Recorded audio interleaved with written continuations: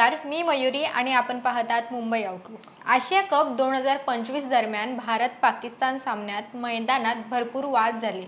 पाकिस्तानी खेळाडूंपासून त्यांच्या क्रिकेट बोर्डपर्यंत सगळ्यांनीच नको तो ड्रामा केला। दुबईच्या मैदानात रंगलेल्या फायनलमध्ये पाकची जिरवल्यावरही टीम इंडियावर ट्रॉफीशिवाय मायदेशी परतण्याची वेळ आली। त्या ट्रॉफीचं काय? हा मुद्दा अजूनही गाजतोय। मात्र हा वाद आशिया कप 2025 पुरताच थांबला नाही। आता ICC महिला एकदिवसीय विश्वचषक 2025 मधील पाकिस्तान बांगलादेश सामन्यात पाकिस्तानच्या माजी महिला कर्णधार सना मीर यांनी केलेल्या वक्तव्याने नवीन वाद निर्माण झाला आहे। त्यात आता महिला वन डे वर्ल्ड कप स्पर्धेत पुन्हा एकदा भारत-पाक यांच्यात सामना रंगणार आहे। या सामन्यातही भारतीय महिला क्रिकेट संघ नो हँडशेक पॉलिसी कायम ठेवूनच मैदानात उतरतील। या हाय व्होल्टेज लढतीआधी पाकिस्तानची माजी महिला क्रिकेटर सना मीर ही वादग्रस्त विधानामुळे चर्चेत आली आहे। नेमकं ती काय म्हणाली, ICC तिच्यावर कठोर कारवाई करणार का, याविषयी सविस्तर जाणून घेऊया। पाकिस्तान महिला संघाने श्रीलंकेतील कोलंबो येथील आर प्रेमदास स्टेडियमवर बांगलादेश विरुद्धच्या लढतीनं यंदाच्या महिला वन डे वर्ल्ड कप स्पर्धेच्या मोहिमेला सुरुवात केली।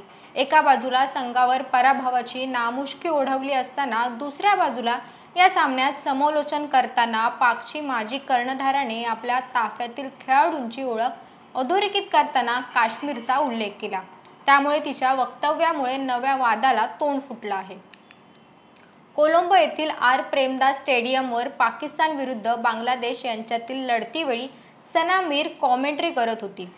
पाकिस्तानच्या फलंदाजीवेळी तिने पाकच्या ताफ्यातील नतालिया परवेजच्या क्रिकेटमधील प्रवासावर भाष्य करताना सनाने आझाद काश्मीर असा उल्लेख केला।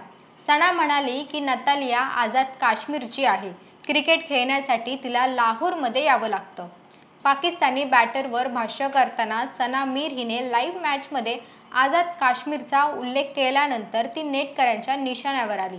कॉमेंट्री करताना राजकीय मुद्द्यावर भाष्य केलेलं चालतं का, असा प्रश्न उपस्थित करत अनेकांनी तिच्या वक्तव्यावर तिखट प्रतिक्रिया दिली। या प्रकरणात ICC कडून तिच्यावर कारवाई होऊ शकते। तिला नोकरी गमावण्याचा धोका निर्माण झाला आहे। आंतरराष्ट्रीय क्रिकेट परिषदेच्या नियमानुसार कोणताही खेळाडू, स्पोर्ट्स स्टाफ किंवा अधिकारी सामना चालू असताना राजकीय विधानबाजी करू शकत नाही। सना मीरने पाकव्याप्त काश्मीरचा आझाद काश्मीर असा उल्लेख केला। त्यामुळे तिने ICCचा नियम मोडल्याचं स्पष्ट होत आहे। त्यामुळे तिला या प्रकरणात कारवाईला सामोरं जावं लागणार आहे, हे जवळपास निश्चित झालं आहे।